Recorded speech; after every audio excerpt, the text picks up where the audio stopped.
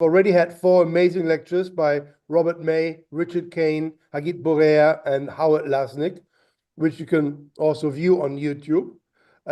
In just a few moments, I'll put a link for the YouTube channel into the chat again for the latecomers, just in case you haven't seen those lectures yet.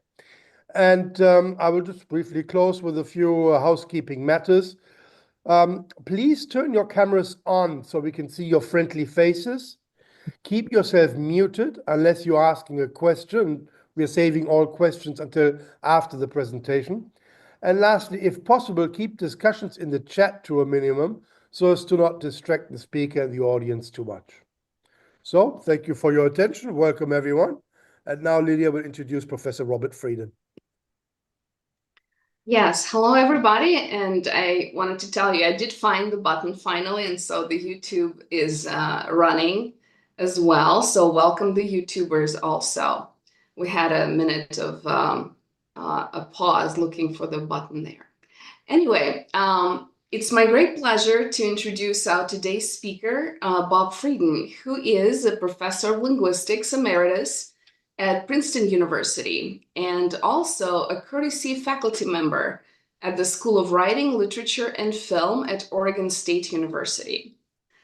Bob received his PhD in English and Linguistics from Indiana University in 1971, after which he held prestigious research and teaching positions at a number of universities like Purdue, MIT, Brown, and McGill. But his longest 40-year tenure has been at Princeton University. Bob has made extensive contributions to generative grammar in many diverse areas, such as cyclicity, anaphora, case theory, and argument structure. What's also special about Bob is that he's done extensive work on the foundations and history of generative grammar, which is precisely our focus for the series. He has written many individual papers and edited volumes on this. We're also grateful to Bob for his fantastic textbooks.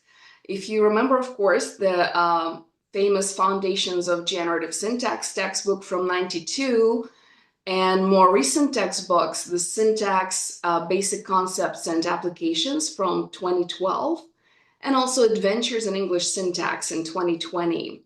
Which I actually used last spring in a grammar course for English teachers, which was fantastic. And so I strongly recommend it.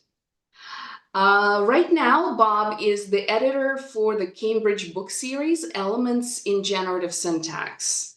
So this is the legend we have with us today. So without further ado, let's welcome Bob Freidin.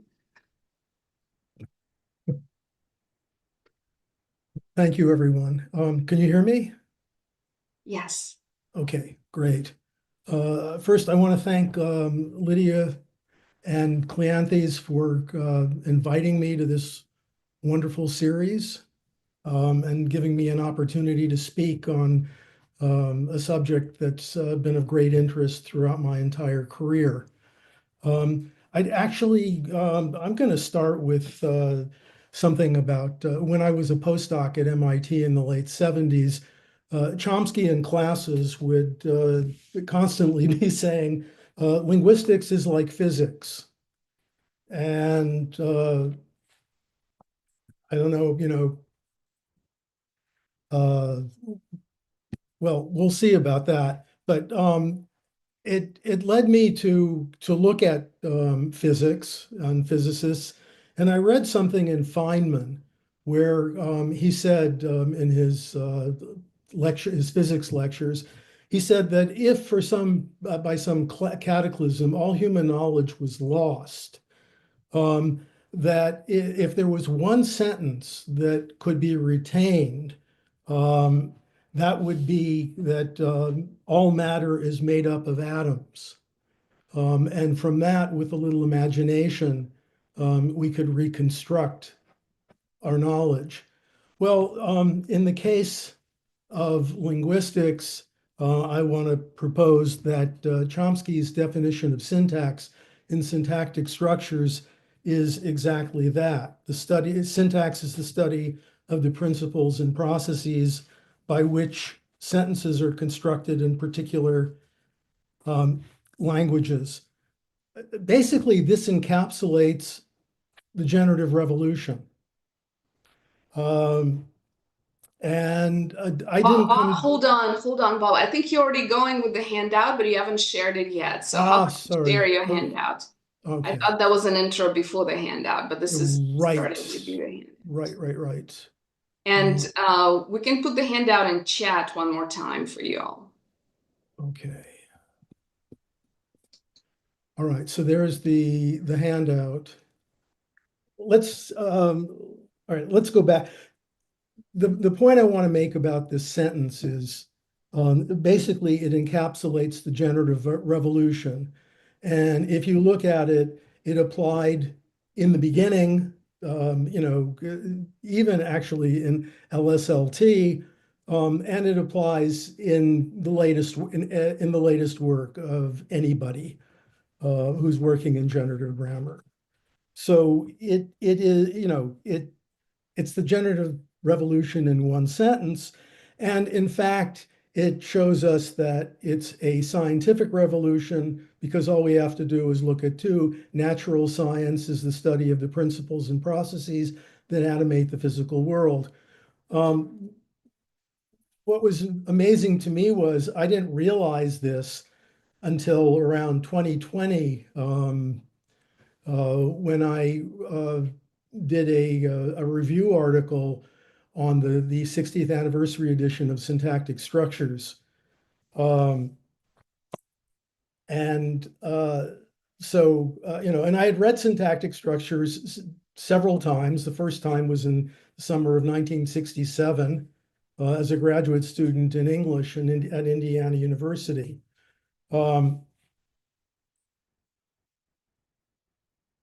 If you look at the commentaries on Chomsky's work or the histories of linguistics, you don't find it. It's not mentioned. It's not mentioned in an article by Fritz Neumeyer entitled, "Has There Been a Generative Revolution?" Which was published in Language in '68. So it doesn't seem, for some reason, people, I think, just took it for granted. But to me, it's probably one of the most amazing sentences in literature. If you go back to LSLT, all Chomsky said was syntax is the study of linguistic form. That's not much different from what you find in pre-generative grammar. So, I mean, basically what we have to do when we take a look at this sentence is we want to know what are we talking about? Our principles, what are processes, and what are particular languages? Well, I'm going to say simply that language is a system of knowledge in the mind of a speaker consisting of a lexicon and the computational operations that create structured linguistic expressions from elements in the lexicon. Turning to language, Chomsky noted in 2016, it's been studied intensively and productively for 2,500 years, but with no clear answers to the question of what language is. Well, in the beginning, then, there was a shift of focus from the form of language to the underlying principles and processes that determine it. And there was also a shift from language as an externalized object, the output of linguistic behavior, to a system of knowledge that underlies the use and understanding of language, and more deeply, the innate endowment that makes it possible for humans to attain such knowledge. I think you sort of figured out by now that when it's in italics in Georgia font, it's quoting somebody, and when it's not, it's not. That's just me. Okay, so if we then go to syntactic structures where it all started, and we take a look at the processes. There were two. One was phrase structure rules, which were given in a simplified form. the phrase structure rules were actually invented by Chomsky in his senior thesis in 1949 it was on the morphophonemics of modern Hebrew. And basically, phrase structure rules stipulate composition, categorization, and linear order. If you also look carefully at the rules, you'll notice that X bar category projection is almost there.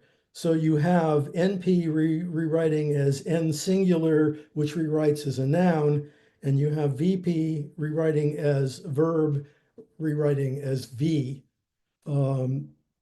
So it's kind of interesting. The other thing, which maybe I should, well, I guess I should mention, there were phrasal rules, and then there were lexical rules in the phrase structure rules. And the lexicon was contained in the phrase structure rules, not separated as is now. There's also a distinction between context sensitive and context free, which I'm going to pass over because we're short on time. If you take a look at the processes, we have something like, another process would be transformations. And you have here the passive rule, which was listed as optional. The reason it was optional was it connected passive sentences with their active counterparts. And so the optionality was used to express the relatedness of sentences, which actually goes away now in current analyses. As for principles, syntactic structures really didn't have anything to say about them. If we then take a look at the analysis of passives, we have an elementary transformational operations. In LSLT, it was a permutation plus a deformation. Again,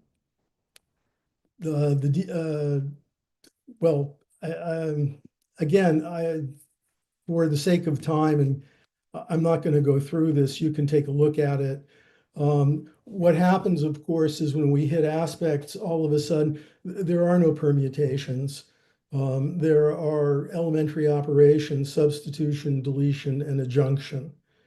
And the passive is kind of reformulated so that the underlying structure for a passive sentence is different from the underlying structure for an active sentence. The other thing that aspects did was introduce recursive clauses in the phrase structure rules. And there's a whole discussion of that, and actually in a number of my papers. I'm not going to go into that right now, but this also required formulating a cyclic principle. And so in a sense, the cycle was essentially the first principle that Chomsky introduced. It's certainly the first major principle. He had in 1964 introduced something that Ross called the A over A principle, and then he revised it in current issues. And then, of course, what happened was Ross took it over and pointed out that it was too weak and too strong, and therefore he proposed his island constraints. And we were off and running with principles. In terms of my own work, I mean, what happened in aspects was you introduced the notion of empty category. And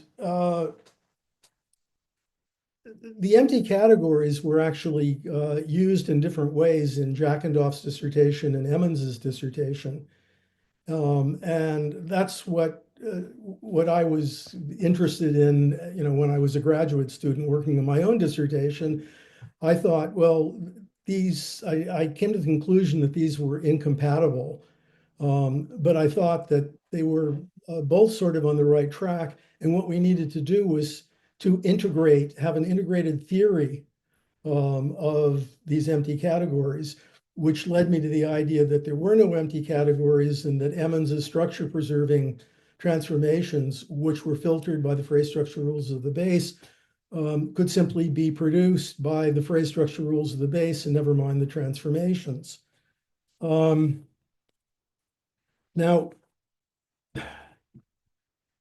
I have to say, why would anyone want to do that? If you think about it, PS rules are pretty boring compared to transformations. Nonetheless, that was the tack that I took in my dissertation, 1970. In 1976, I published an article in Theoretical Linguistics titled "On the Vacuity of Empty Nodes," trying to make the point. We then turned to the cycle. What got me interested in the cycle, it was shortly after my dissertation, a couple of years later, was that I had read a paper by John Kimball called Cyclic and Linear Grammars. And what Kimball proposed was that, in fact, the cycle could be done as a single cycle. You would have a list of rules and you would apply the rule to each cycle, and then you would go back and apply a different rule to each cycle. And he had a couple of actual examples, and he also had a lot of formal discussion. And what I thought was interesting was, well, we have the cycle of aspects, we have the strict cycle of conditions on transformations, and now we have the linear cycle of Kimball. Suppose we try to compare them. And what I did was, I think I demonstrated that the strict cycle condition was the most restrictive, and therefore probably the best. At that point, slightly after that point, I got to MIT as a postdoc, and I decided to take a look at Chomsky was talking about trace theory, and I thought, well, why not take a look at how the cycle works in trace theory? And what I discovered was that you can, in fact, derive the empirical effects of the strict cycle condition from other principles of grammar, other conditions, actually conditions on representations. So you have a formulation of the strict cycle condition, you have a formulation of subjacency. The strict cycle condition gives you cyclicity, subjacency gives you locality. And what I discovered in working this out, taking examples and working through them, was if you take an ill-formed or deviant sentence, who does John know what saw? There are actually two ways of deriving it. One way is in 3 steps, where you would first move who from subject position to spec of CP in the embedded clause, and then you would move who successive cyclically to the outer spec CP, and then you would go back in step 3 and you would replace the trace of who with what. That was one way of doing it. That violates the strict cycle condition. You might also wonder, well, is it really legitimate to eliminate traces? But that's all ancient history now, so we can put that aside, at least for the moment. If you take a look at the second derivation, it's basically 2 steps. You move what,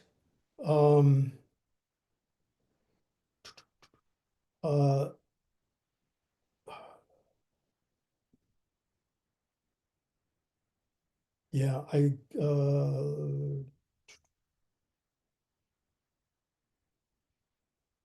yeah, there's something wrong with step one. It should who should be in subject position, not in object position.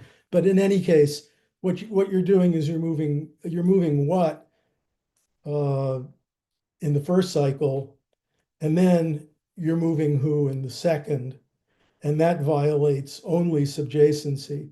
But if subjacency can be given as a condition on representations rather than a condition on derivations, then both, derivations are ruled out, and the strict cycle is unnecessary. And you might ask the question then, going back to if it's interpreted as a condition on representations, is this a question of economy, or is it a question of simplicity? And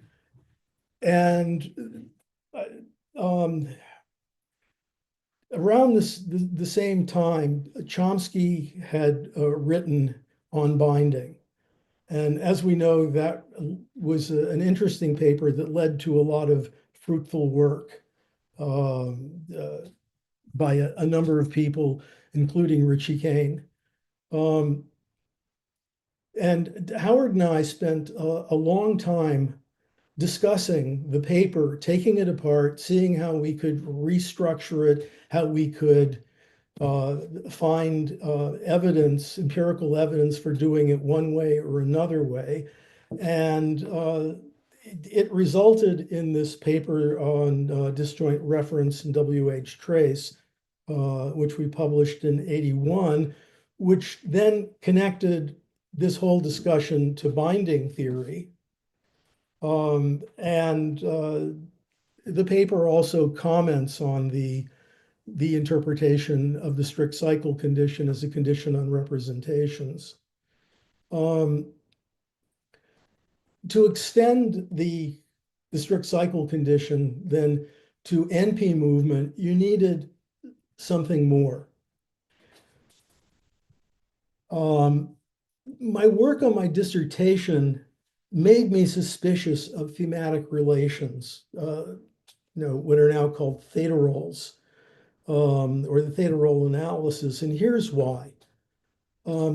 Jeff Gruber, in his 1965 dissertation, proposed the concept of thematic relation, and it all made a lot of sense. He said verbs of motion have three thematic relations associated with them. One is a theme, the object that moves. The second is the source, the position from which the object moves. And the third is the goal, the position to which the object moves. So if you have a sentence like, or sentences like, John gave the book to Mary, John gave Mary the book, Mary was given the book by John, and the book was given to John by Mary, the thematic relations of John, Mary, and book remain the same, but their grammatical functions are different. They differ. So Mary has the same thematic relation in A and B, whereas Mary has a different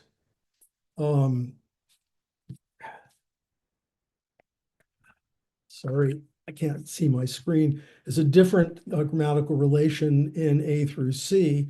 D repeats A.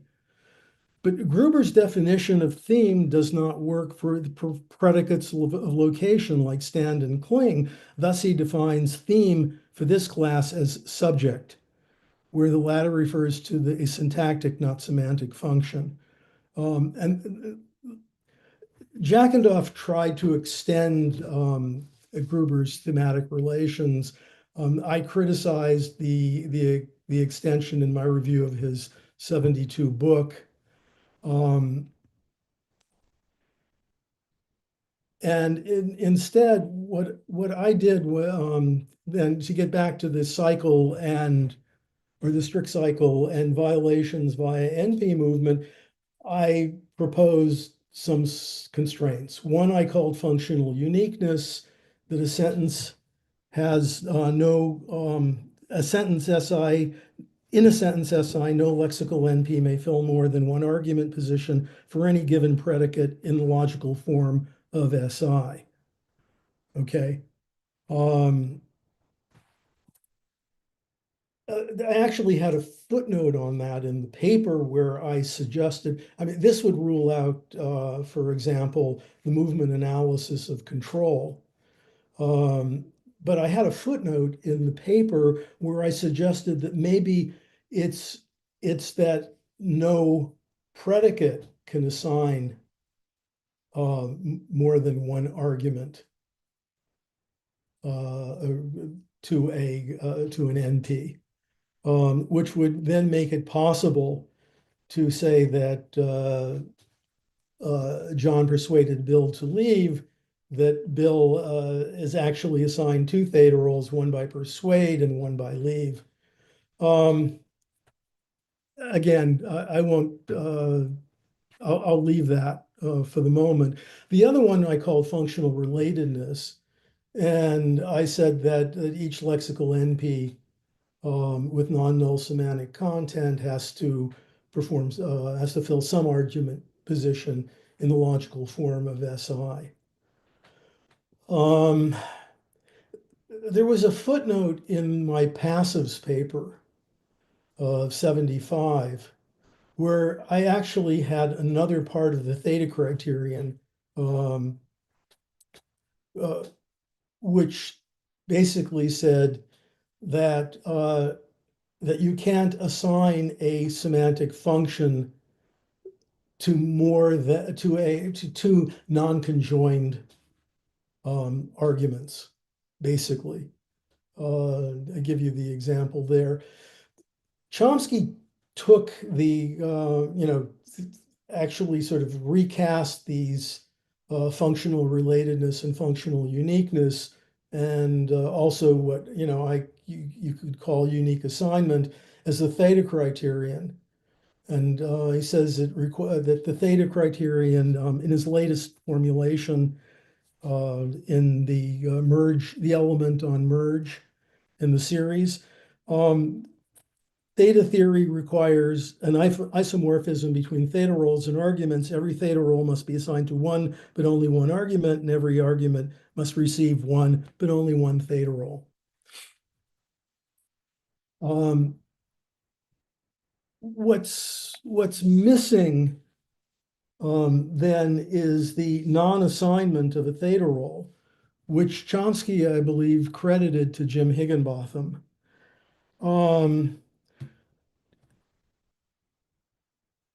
I'm not sure, exactly how that works, and I think that the question of the analysis of passives is, as we know, still up for grabs. There's a question of agent deletion. Is there agent deletion, or is it just optionality of having an agent? And I would recommend to you that Howard Lasnik's 1988 NLLT paper, Subjects in the Theta Criterion, for some interesting discussion. And there's also Chris Collins's analysis of passive. And in his most recent book this year, I don't think it's out yet, but the manuscript was on LingBuzz in 2023. He calls it Principles of Argument Structure, a Merge-Based Approach. He has what he calls the argument criterion. Each argument is introduced by a single argument introducing head, and each argument introducing head introduces a single argument. And basically what you see here is he gets the same four situations that you get with the theta criterion. Now, Collins suggests that you might derive the theta criterion as a theorem from the argument criterion. I'm not sure exactly how that works. I think you would be deriving the empirical effects, but not exactly the theta criterion. And he criticizes the theta formulation because in something like John gave the book to Mary, John is a source and an agent, and therefore has two theta roles. I mean, that's precisely why I didn't use theta roles. First of all, I don't think that Gruber ever talked about agent as being a theta role. And I'm not sure whether Jackendorf did either, but I mean, it's very clear that the argument function of John is agentive source. It's a single argument function, not two. So we then shift, given all this, we're shifting from our focus from processes to principles. And it sort of starts with Ross in a big way. And then we get the Chomsky conditions paper. What always struck me as odd was my experience with the conditions paper was there were a lot of people that hated it. They didn't understand it. They wouldn't accept it. And I always thought that what Chomsky was doing was basically extending Ross's analysis to NP movement, because Ross's analysis was all about WH movement. And Chomsky's conditions on transformations was the NP movement and also, reformulating some stuff on WH movement. So we get then to Chomsky's statement about what's going on here in Reflections on Language. I have the quote here again for the sake of time and so that I finish on time and I get to what I really want to talk about, which is at the end. I'm not going to go through this. You can read it. He's talking about simplifying formulations, eliminating rules, and reducing the expressive power of grammars. Note, however, at the end, how tentative this formulation is. And he was also tentative about trace theory in Reflections on Language, where I was thinking, no, it's got to be right. I mean, there's something right. I mean, I had this result with the strict cycle condition, and I couldn't have done it without traces. So we then shift additional shift of focus from derivations to representations. If you take a look at Chomsky's lectures on government and binding, and you look at the subsystems that he lists, I would think virtually all of them are conditions on representations. Although you could argue that they're conditions on derivations. Howard and Mamoru had some interesting discussion of why subjacency might in fact be a condition on derivations rather than a condition on representations. But I leave that aside. But moving beyond this, it seemed to me that in this paper I wrote on cyclicity and minimalism, taking a look at various other proposals of how we might in fact derive the strict cycle condition, we had there were papers by Hisa Kitahara and Chris Collins, and I commented on them, and I then came up with I concluded with the following. Basically, that if my analysis was on the right track, then the reason neither countercyclic merge nor countercyclic move can apply is that the elementary operation itself doesn't permit this. And in this, notice, we're almost making a turnaround. We're shifting our focus from principles back to processes. Okay, so that was a suggestion which, I actually didn't deliver on. But I'll get back to it. We now get to the other possibility is that cyclicity follows from no tampering.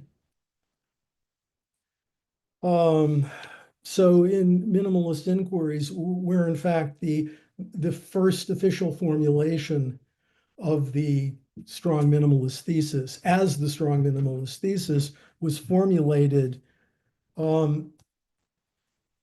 Chomsky proposed the no tampering condition.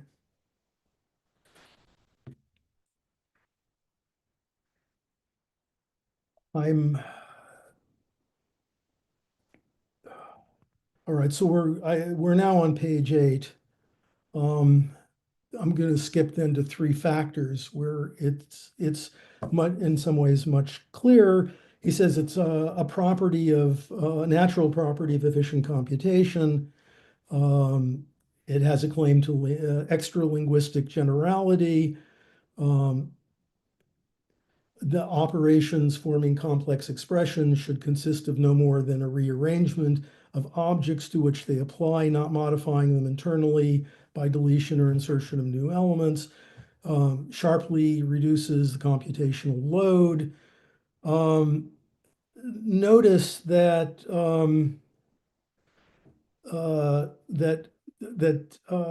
what was once been constructed can be forgotten in later computations, and that it will no longer be changed. That is one of the basic intuitions behind the notion of cyclic computation. So here we are with the no tampering condition connected to cyclicity in a very straightforward way.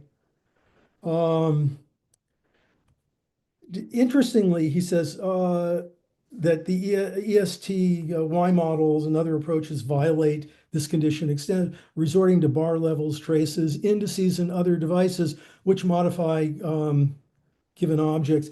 It seems to me that in this case, we have another principle, which is a principle of the lexicon, which is the inclusiveness condition, which says that that syntactic representations can only contain the elements in the lexicon or features of the lexicon, which would then exclude all this other stuff, never mind no tampering.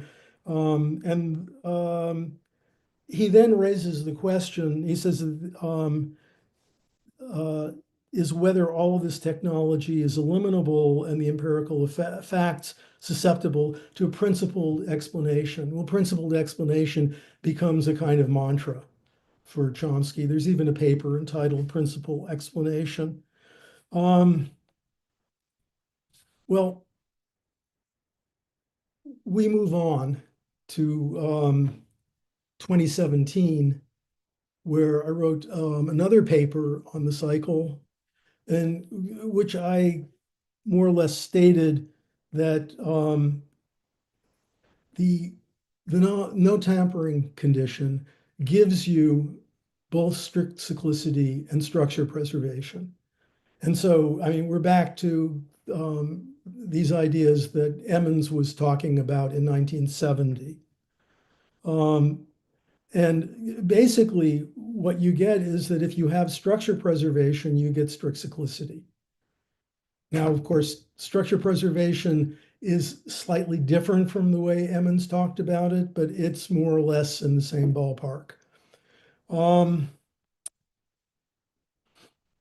And what happens then is you get a stronger argument for cyclicity than when it was just a formal universal.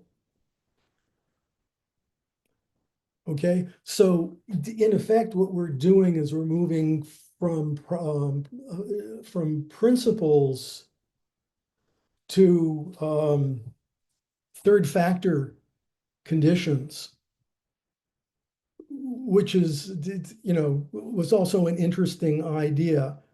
All right. Now, I want to get back to, in the last 8 minutes that I've got, I want to talk about merge in the workspace.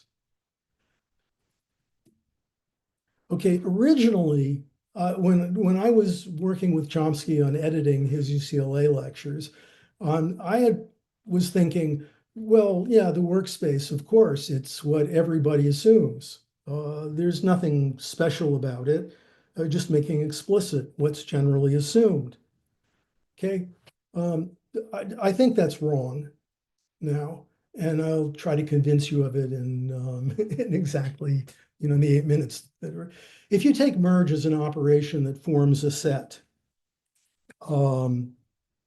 XY from two syntactic objects XY in a computational workspace containing XY. All right, that's going to be, so that's merge. The operation simultaneously maps a workspace onto another workspace, and which I've represented on top of page 9. Sorry to interrupt, Bob, but you can take longer since we started much later. You can take longer, no rush. It's fine. I think, I can, if you go into detail, you get lost in the weeds. I think this is fine. So let me do this. And then if people have questions about, I didn't understand this, or could you explain that, then, then we can go back and do it. And maybe in the end, I can sort of try to summarize what I've gone through here. So, okay. So if you take a look at XY up here, the X and Y are members of the workspace. When they merge together, you create a set. The set becomes a member of the workspace. And X and Y are terms in that member. So they are terms in the workspace. And what you've essentially done is you've reduced the number of members of the workspace by 1. And that's external merge. An external merge targets 2 members of the workspace and creates a binary set containing them. Now, when we turn to internal merge, yielding displacement, what you do is you target a member of the workspace and a term contained in that member. Okay?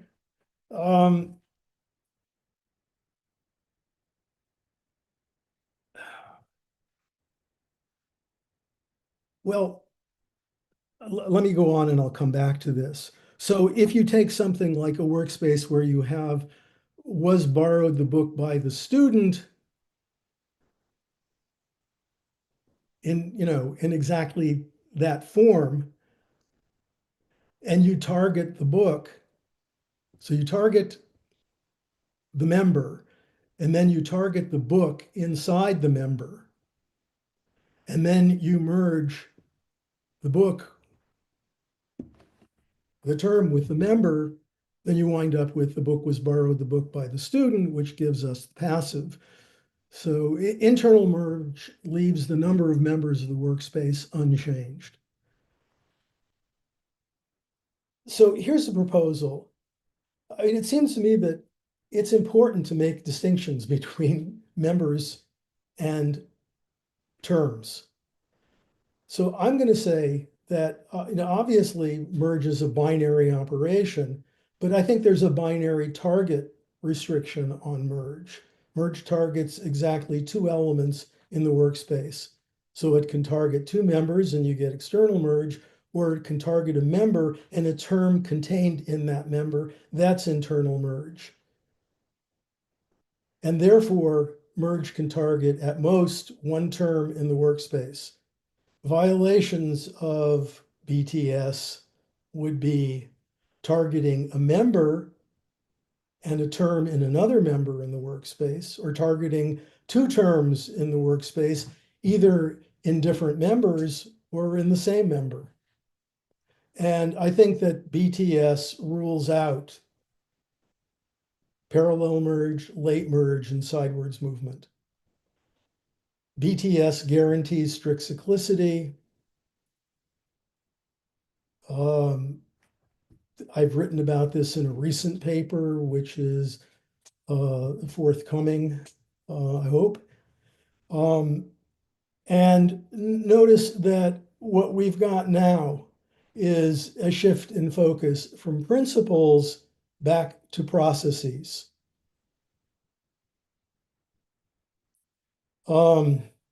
Which to me is kind of amazing. If you take a look at the formulations, or the most recent formulation of the Strong Minimalist Thesis in the Element on Merge by Chomsky, Seeley, Berwick, Fong, Huybrechts, Kitahara, McInnery, and Sujimoto, which is given in full there, you find that it suggests three things. That we have the simplest operations. So the structures of I language are generated by the simplest operations. Notice that now we're focusing on processes. Okay. We then have efficient computation, which is a third factor consideration. And then we have the third thing that they say is it's an optimal solution. The faculty of language is an optimal solution to language-specific conditions. I'm not sure how we translate optimal. It's interesting if you look at, there was one formulation of the Strong Minimalist Thesis in which Chomsky suggests that that there are no language-specific conditions, which was obviously too strong. He wanted to say that that basically it fell out from third factor conditions on efficient computation. Anyhow, so we have these three things. And it seems to me that what we have actually, if we go back to the simplest operations, is we have merge as the simplest structure building operation, and simplest merge, which I'm not sure what to call my version of it, because I think it's simpler than what Chomsky and Epstein, Seeley, and Kitahara have been calling simplest merge. In any case, so what I find interesting about all this is, if we go back, take it from the beginning, where we're talking about syntax as a study of principles and processes. What we have in the end is we're refocused again on the processes. And you can ask, obviously there are some principles, but it seems to me that the major focus now is on on processes. Okay, well, I should stop here and see what everybody has to say. Thank you. Thank you very much. Yes, thanks. That was great. Oh. You can stop sharing now if you like, so you can see the participants again. Well, okay. Yeah, perfect. And everybody should have access to the handout anyway. Yes. Okay, so the floor is open for questions, and we'll start with Roberta. Please. Actually, it wasn't a question, it was an applause. I I was was good. So then we do the Which usual. is great that it was an applause, because we usually start with more junior For junior people. So we do with the regular way of doing it here. So we would like to open the floor for questions, comments, feedback, and ideally start with junior colleagues and junior people. Students, postdocs. Don't be shy.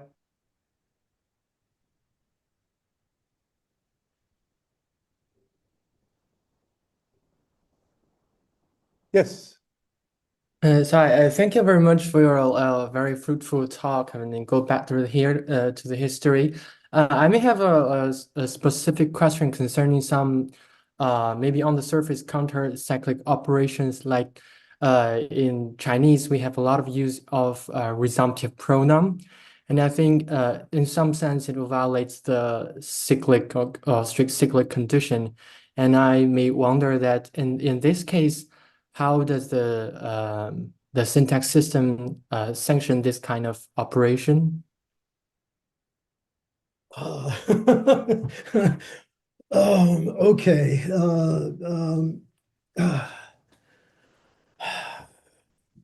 Yeah. I don't know. I'd have to see the data and I have to see the analysis. Yeah. So yeah. So You want to give an example, or like, I mean, more generally, if there are some pronouns that are asserted later in the derivation, or if in some analysis that they assume, if you have an topicalization of an object moved to the topic, yeah. like for English, John, Mary saw him, kind of like that, and him refers to John. Yeah, right. But I don't know how the derivation works. And if the like John moves from the original complement position of the verb, and then it moves to the left periphery, and usually English do not use this kind of resumptive pronoun. Well, Or yeah. I'm just trying to think how. So if you're saying you're getting a movement from, I mean, one possibility is, you just sort of generate, um, uh, what was it? John, Mary saw him. yeah, So, like so, kind of like so suppose you just generate, Mary saw him, and then we we externally merge John. yeah. Okay. And now obviously you have to make a connection. Okay. So that's binding. That's not necessarily a movement. Yeah, maybe I didn't give a exact I think that the You can- problem is, that analyses of languages tend to be complicated, and you want to be very careful about how you deal with the phenomena. So you have to sort of do it step by step. And I mean, maybe it's right. Maybe in fact there are violations of cyclicity. In fact, that would be very interesting. Counterexamples are always interesting, but there's always a question of, how you're going to handle it. And you could say X shows something is wrong.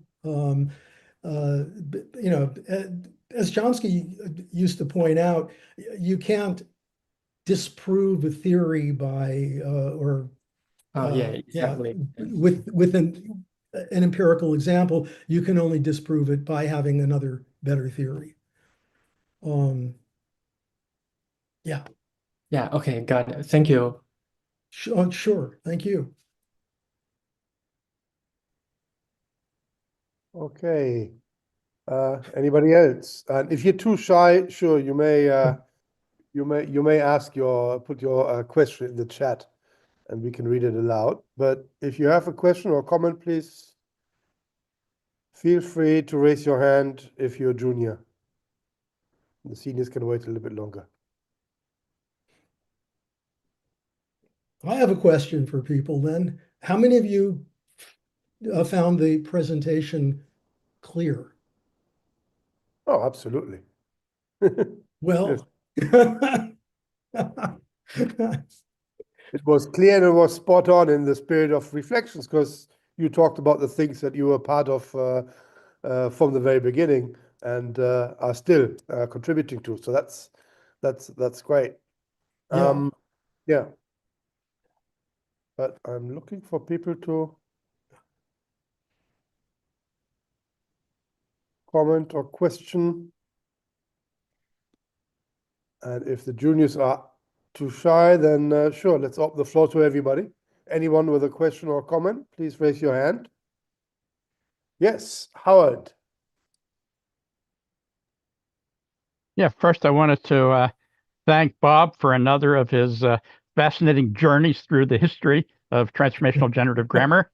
I want to comment briefly on Bob, something you said early on. You sort of hinted that there was a change in Chomsky's perspective from LSLT to syntactic structures, and you gave two different quotes about what syntax is. But I think if you look further in LSLT, you can find other quotes that are more in line with the quote from syntactic structures.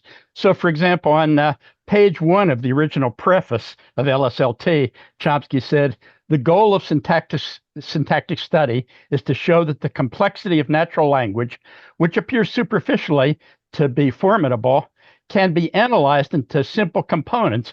That is, that this complexity is the result of repeated application of principles of sentence construction that are themselves quite simple." And that seems more like the quote from Syntactic Structures. Yeah, it does, but then it's defining principles as processes, it seems to me. Mm-hmm. I mean, I saw that, and I was, if I were writing this up as a paper, I would have included that quote because I was looking for where was Chomsky talking about principles. Mm-hmm. And what we come to know as principles, like the A over A principle, they're really principles that constrain, the application of rules, and then later the representations that the rules produce. But I don't know.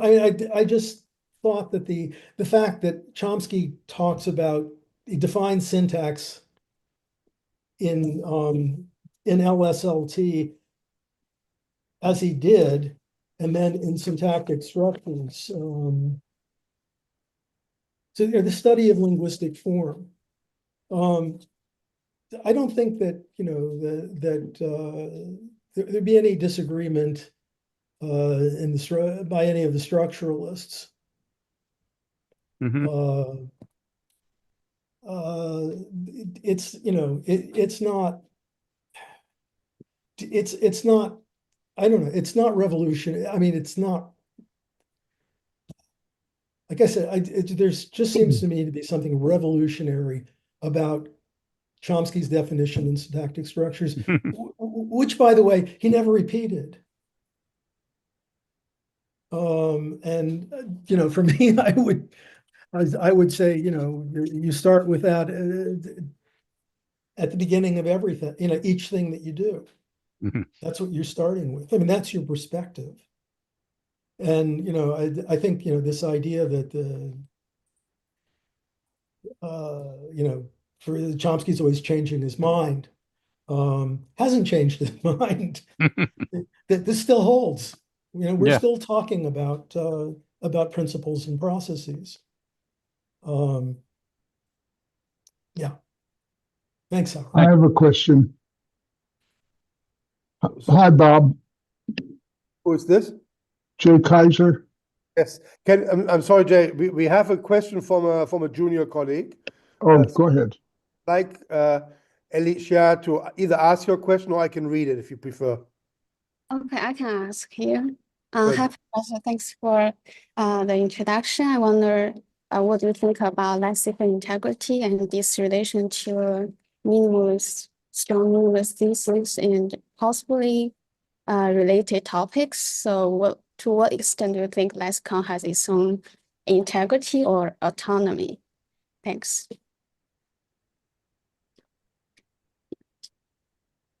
Could you explain that a little bit? I'm not sure exactly what you mean by lexical integrity.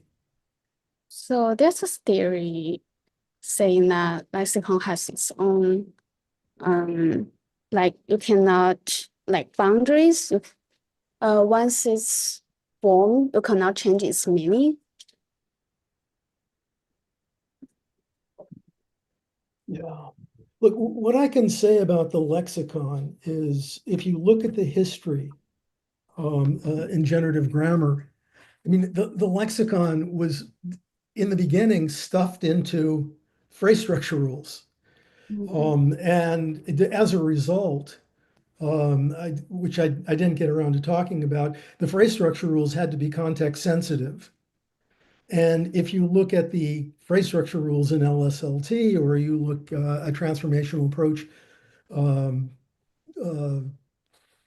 to English syntax, is that the title, Howard?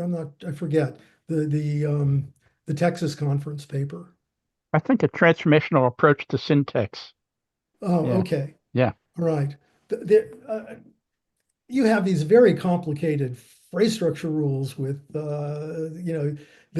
that have categories rewriting as other categories in certain contexts and those in other contexts. And eventually you get down to lexical items. What happens in aspects is the lexicon is separated from the computational operations.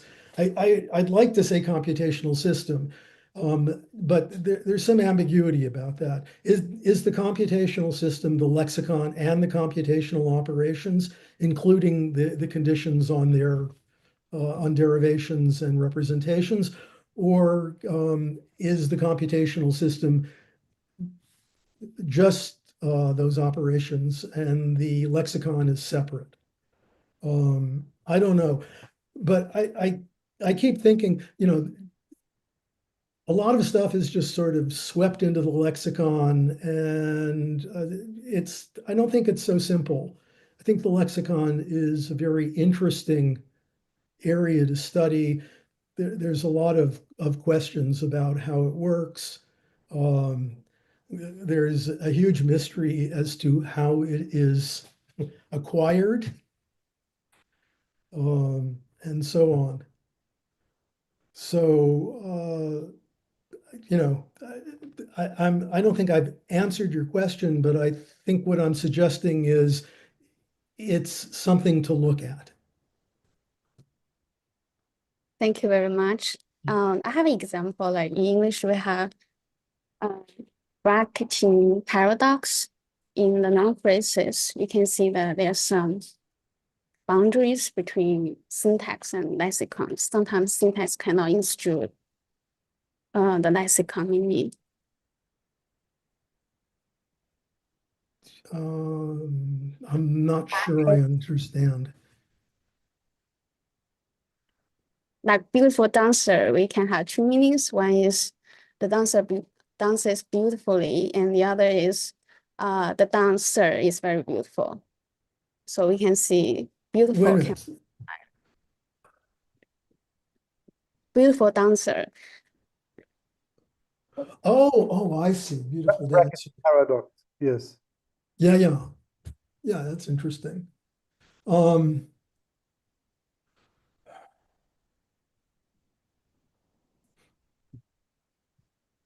It's an interesting example. I'd like to see an analysis.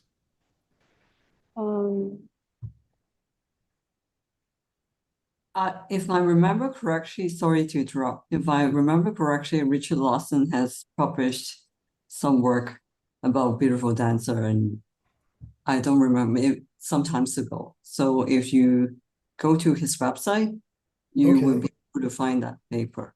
Oh, thank you. Sorry that I forgot the name of the paper, but but Richard Lawson has published that. Yeah. Thank you so much. Yeah, Okay. thank you. Thank you very much. Now, before the senior colleagues Adam and Jay can ask their questions, let me read one more question from the chat from a junior colleague, Norberto, who would like to know how merge is placed within the Chomsky hierarchy from a computational perspective.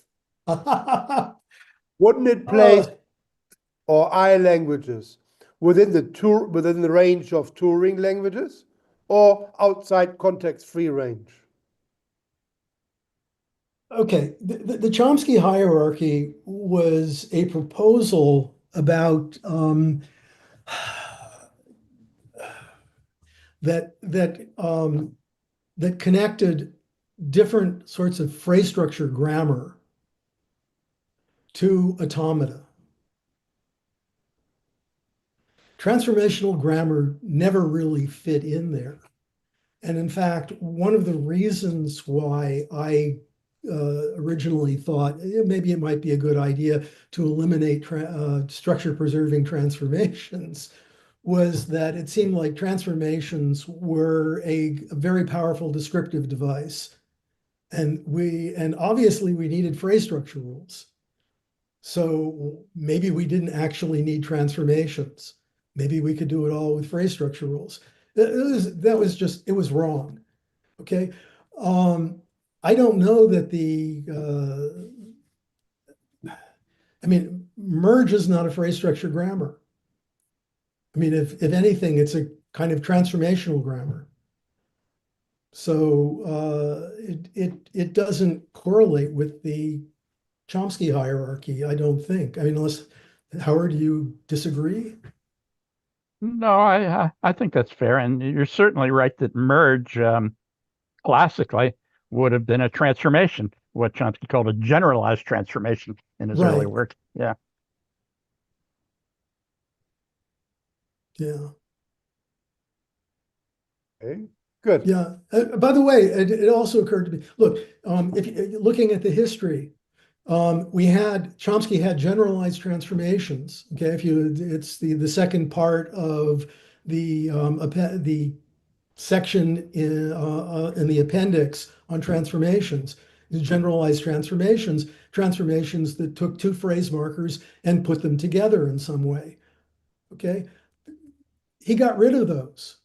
Generalized transformations disappeared when he introduced clauses inside of phrase structure rules. So when you had a clause rewrites as da da da da da, and then you could get rewrites as a clause. So I mean, in effect, it looked like phrase structure rules were taking over, and you didn't need generalized transformations. So I think that was probably another cue for me, anyhow, for why maybe we should try to get rid of transformations. Like I said, it was the wrong approach.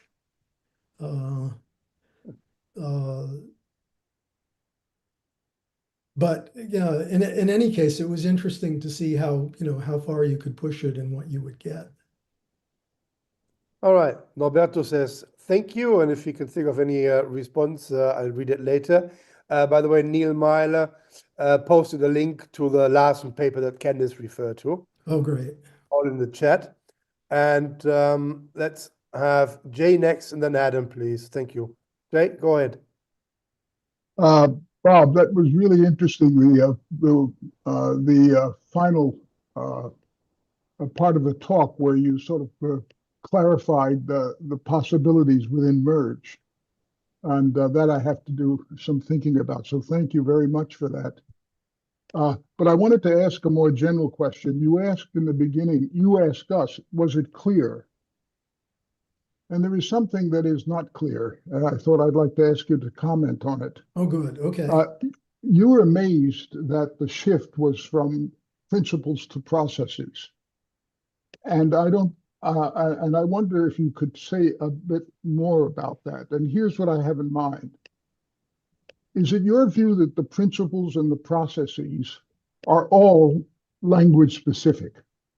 Or do you have in mind some sort of a division whereby the processes are language specific, but the principles are more cognitively general? Like, for example, I think it's a very interesting enterprise to try to figure out the extent to which language exhibits cognitive, more general cognitive functioning, which are sort of co-opted in the language. Yeah. So is it your view that principles and processes are strictly linguistic? And if that's the case, then I don't see what is so amazing, because what you're saying is that there's just been a shift there's nothing theoretically interesting about it. It's just a shift in attention of the field. Well, the field at one point it paid attention to principles, and now it's paying attention to processes. Or is there something really theoretically interesting about that division?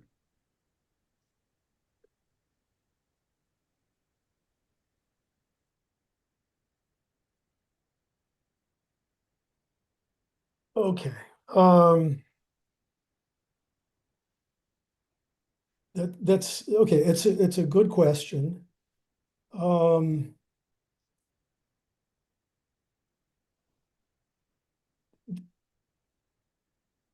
right.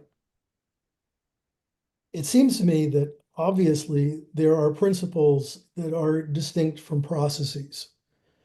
So obviously, what's called theta theory is, are principles, and they're not processes.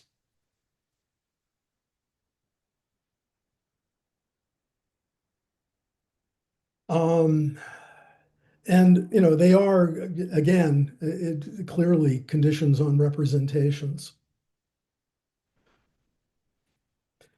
I think it's. I mean, the point for me is that that we started out with these processes, that we had to formulate something like the cycle or the strict cycle. And now what we've done is, in investigating that, that sort of allowed us to simplify the processes. So we get move NP, move WH, move alpha. Okay.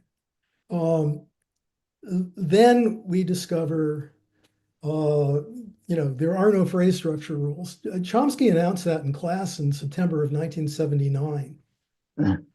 And we didn't get to merge until I think the manuscript for bare phrase structure was 1994. And one of my biggest regrets, if you can have regrets like this, is that I didn't walk up to him after class and ask him, okay, how do we derive phrase structure? What gives us phrase structure? And I've asked this of people over the years, and X-bar theory. But X-bar theory was actually formulated in terms of phrase structure rules. I mean, he called them schema, but there was the arrow. So it seems to me that X-bar theory is not the answer either. And what you, sorry. Yeah. I was going to say this. What your talk showed was that over the life of generative grammar, there has been simplification in one area, namely processes. It went from transformations to generalized. We got rid of those, and then we moved to this ultimate simplicity of merge. Right. There hasn't been a similar kind of an evolution in principles. I mean, in processes. Processes are just a list of things. Wait, but merge is a process. I'm talking about principles. Oh, principles. Okay. Yeah. Now, so you have to ask about the principles. Well, there was a list of principles from the LGB, which we could take a look at. My handout has become a mess. So I should know them. So we have bounding theory. What do we have with bounding theory? because we don't have subjacency anymore. As far as I can tell, what we've got with bounding theory is the phase impenetrability condition, which I take to be a condition on representations. I just don't understand the business of transfer, of taking pieces of a derivation and shipping it off to the interface, because then you get into a position where you have a reassembly problem. If the pieces are being shipped off piecemeal, how does the interface put them together? Does the interface have its own workspace? And then, I mean, it just seems to me it's unnecessary. And in fact, the original formulation of the Strong Minimalist Thesis was that that language is an optimal solution to interface conditions. Well, what are the interface conditions? What do we know about the interfaces? Especially the CI interface. I don't think we know much, frankly. So I don't put a whole lot of credence into that. And if you talk about full interpretation, which was introduced by Chomsky in knowledge of language, and you say that every element, in a representation has to be fully interpreted, I then ask myself the question, okay, so we ship something off to the CI interface and it's got phonetic features in it. Does the CI interface recognize the phonetic features as uninterpretable, or does it just ignore them? Seems to me the simplest answer is it ignores them. That you don't have to go through contortions to clear out bits of information that a certain interface couldn't possibly process. Okay, that's just me. My 2016 article in Language on Chomsky's linguistics goes through this. But so we still have locality to account for, and what it looks like is cyclicity. What we've been calling cyclicity is just a property of merge. That merge, in a sense, is an embodiment of a principle of efficient computation. I don't know if that answers your question, Jay, but Oh, no, I'm not real, I don't think there's an answer, but it's all very interesting. yeah, Because right. because it suggests new ways in which we might want to think about these things. So, for example, merge is taking little pieces and putting them together. Well, frankly, that's what you do in music. And that's not an accident. That may be part of the way the brain works, and that every cognitive subfunction really is a case of taking little things and building them together. Yeah, But that's a question we need to answer. yeah, We need to have an answer to. And that's yeah. what I meant.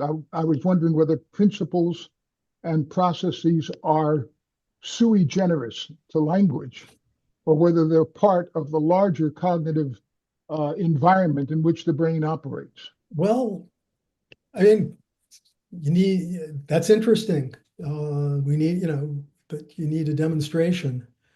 By the way, one other thing about the lexicon that struck me. Okay, so we're talking about recursion. There are lexical items that we acquire that have that require subordinate clauses. So John expects Bill will arrive on time.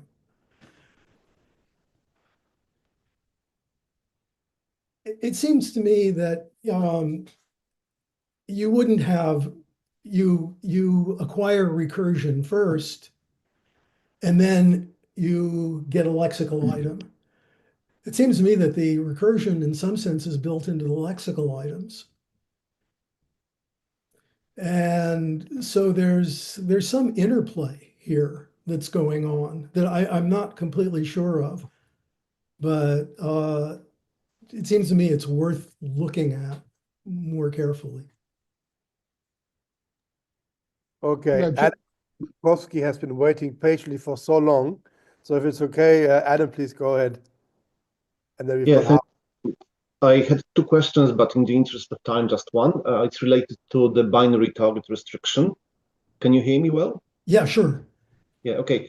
So in the 2023 element by Chomsky et al. That you cite, somewhere in the very middle, there is a quick mention that, maybe for coordination, after all, we need form set, an arbitrary n-ary, not just binary form set. I wonder whether you have any thoughts on that. Oh, that stuff is fascinating. I mean, basically what Chomsky was proposing, I thought, was that that merge was applying not in 2 dimensions, but in 3 dimensions. And if you look at those, unstructured and unbounded coordinations, the conjuncts all relate to what they're modifying, and they don't relate to each other. So in a way, it looks like what you're doing is you're linearizing this 3-dimensional object. I can imagine the mind can deal with 3 dimensions. But I think it's a conundrum. Yes, so this would be Grant Goodall's 87 story, and some other people proposed 3D analysis of coordination. But then you need some additional non-obvious assumptions about collective predicates, like, John and Mary met, which is not the same as John met and Mary met, and there are lots of contexts like that. Yes, so it's not so yes. so easy, I think. No. Coordination is a really interesting topic. Okay. Thank you. Let's go for Howard. And if we still have time, maybe Adam, you can ask your second question as well. Please go ahead, Howard. Yeah, a few minutes ago, Bob raised the question of, at least in earlier frameworks, how you can get phrase structure without phrase structure rules. Well, for an early answer, completely formalized, you can look at Lasnik and Kupin, 1977, complete formalization of a theory of phrase structure with no phrase structure rules.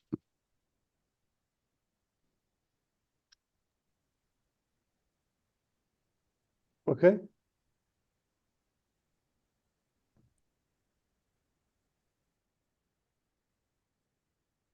Right. Bob, if you don't want to respond, that's fine. No.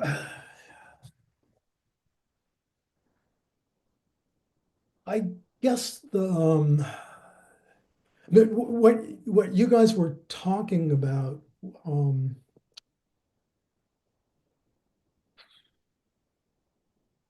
so maybe you should take the audience through it. I mean, exactly how do you get phrase structure without phrase structure rules?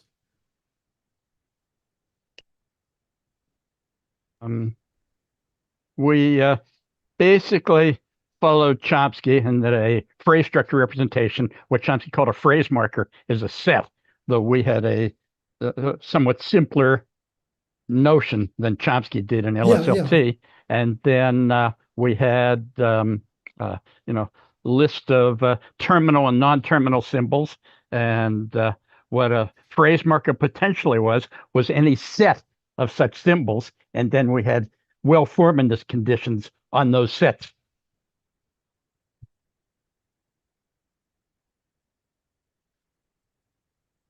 Yeah.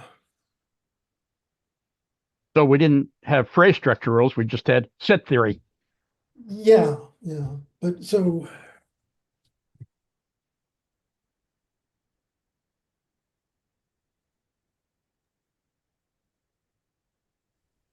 we were a little bit paranoid about it because we had your worry. Geez, we have what looks like a theory of phrase structure with no phrase structure rules, but how can that be?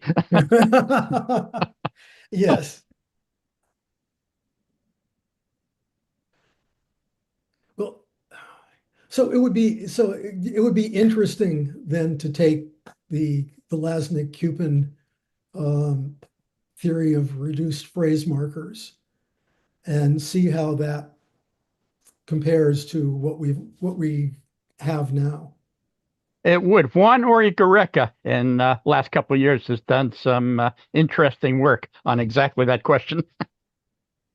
Has he written it up? Or? I think some of it is around in at least preliminary form. Yeah. There's some hints of it in Juan's in my recent book called Structure. Okay.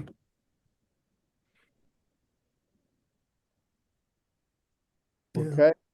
We've got a little bit more time, so if anybody else has a question or a second question.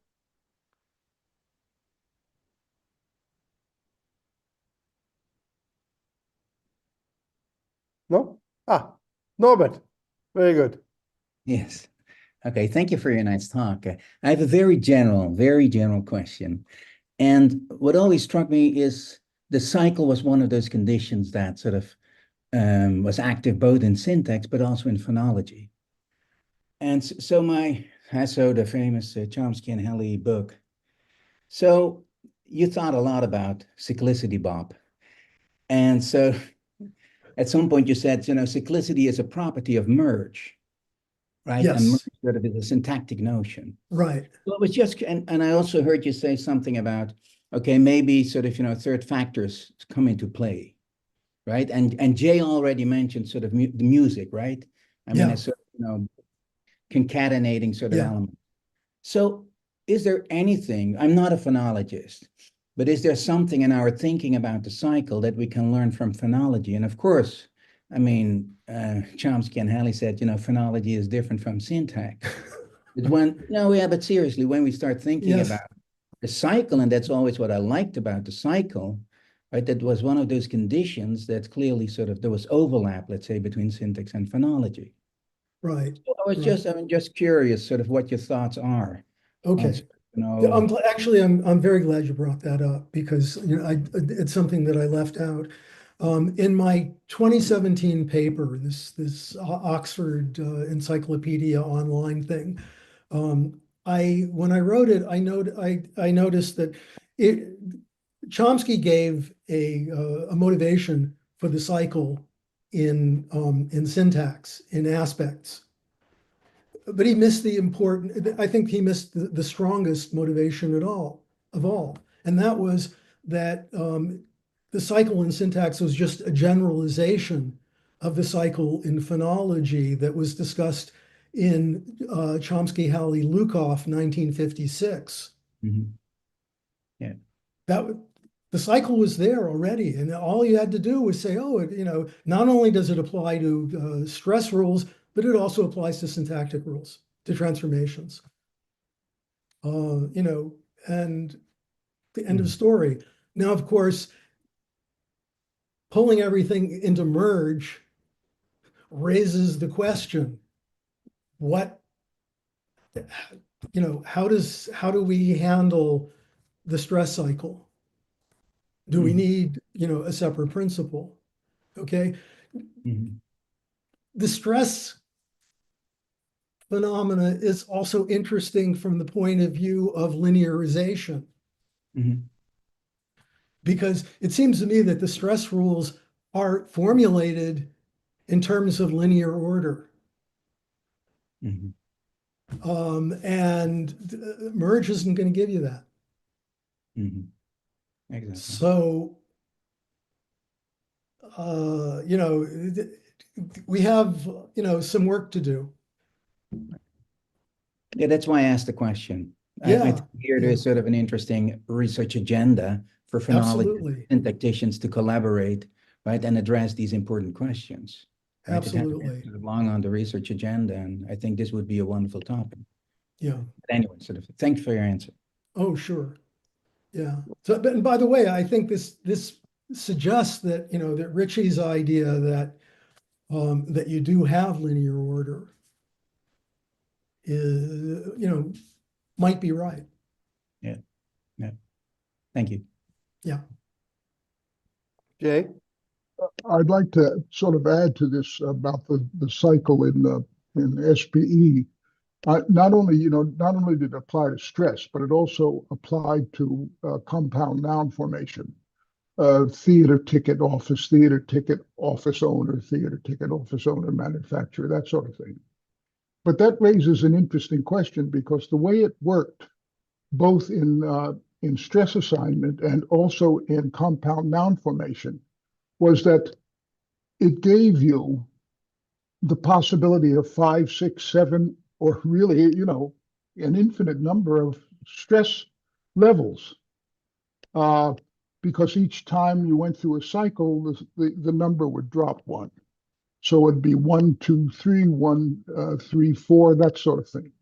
So I once asked Morris if he thought that that was a representation of what was really going on. And Morris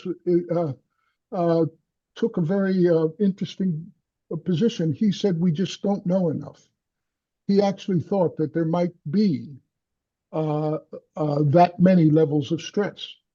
Whereas I thought that there was a much simpler way to look at it, that basically the stress system was a system which did the following. It told you which was the primary stress in a sequence, which vowels were not to be reduced, and which ones were. And so there were just 3 things. So 1 was the primary stress, and the next one was all of the numbers were associated with vowels which were not going to be reduced, and then finally those which were. But that's really an unanswered question. I mean, we really don't know about that.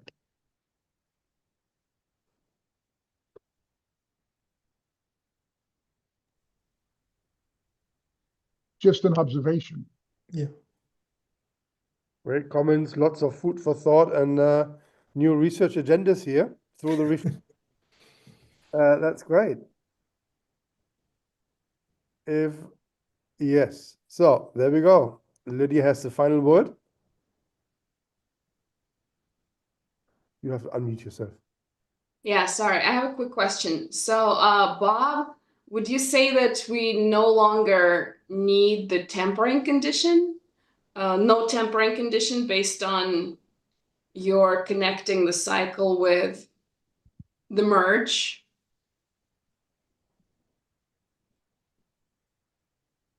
Oh, okay, that's a question. Or maybe a clarification. Maybe you're already assuming that, but I wanted to clarify. Are we abandoning the no tempering condition now? Well, I think the no tampering condition is the right condition. I mean, I think it holds. I'm just saying that it is. Do we need both? In the case of merge, it's instantiated in the formulation of the operation itself. So what does no tempering do then? If the cyclicity you think is following from the definition of merge? Well, actually, so you're raising an interesting question. Are there other processes out there that need to be independently constrained by no tampering? That's right. Okay. I don't know. But if there are no other principles, other phenomena that need to be constrained by it, then at least the cycle no longer needs it, right?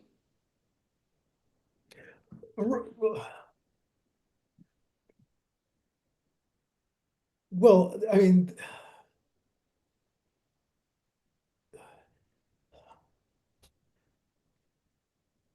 you talk about the cycle.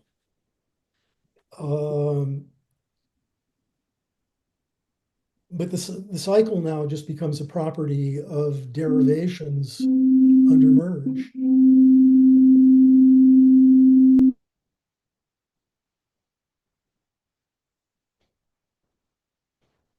Okay. Keep So going. I mean, you can refer to no tampering, but as I said, in the case of merge, it falls out from the formulation. you don't need an extra linguistic principle. Yes, that's what I wanted to clarify, that we no longer need to stipulate it as a Yeah, note. you do. Yeah, I would, I would say you don't need to stipulate it. Good, thank you. Craig has a Craig, question. please unmute yourself, Craig.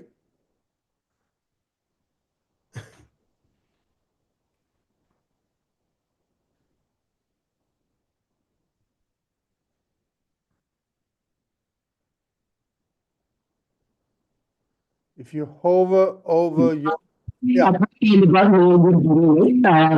Just a quick footnote to Robert's question and Lisa's remarks. Do you have any thoughts about the apparent violations of no tampering or extension? For example, tucking in or some versions of head movement. Okay, great. Head movement. Perfect. Okay. Or tucking. Okay. I don't know whether I'm being foolish here or not, but it's never seemed to me to be clear why head movement couldn't simply be, internal merge. So, right. I mean, I just don't understand why. I mean, it seemed to me that the problem with head movement was you were assuming that there was something already, there was a position that already existed, and that you were attaching something to that position or to some element. And I frankly don't see why you have to do that. Why, head movement couldn't be just, internal merge. Yeah. Does anybody have any suggestion about why that? I agree with you, but it comes up over and over again. I know, yeah. And as far as tucking in goes, Chomsky said, well, sometimes you have the extension condition, or sometimes you don't. And I thought that was sort of strange, that you have a strong extension condition and then a weak extension condition to allow for tucking in. Right. Right. By the way, the minimal cyclicity and minimalism paper discusses the extension condition. Yeah. Yeah.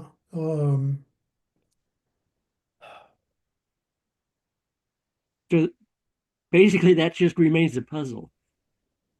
Well, dependent on the analyses that you have. Absolutely, depending on the analyses. And I mean, it seems to me, why would you want to insist on those analyses when a simpler analysis is available? Yeah.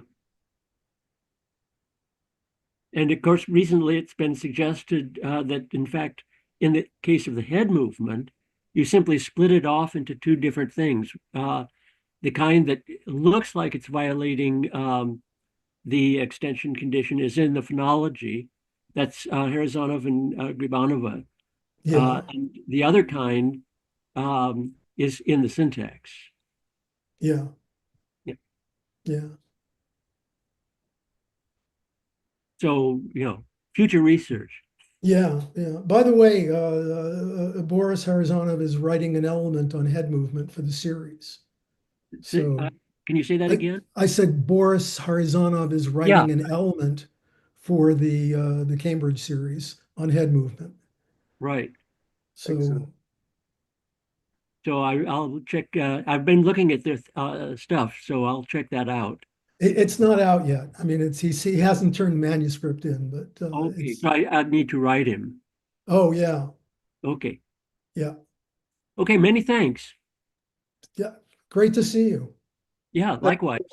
Thank you, everyone. Are there any more last questions? Otherwise, Lydia can close the session.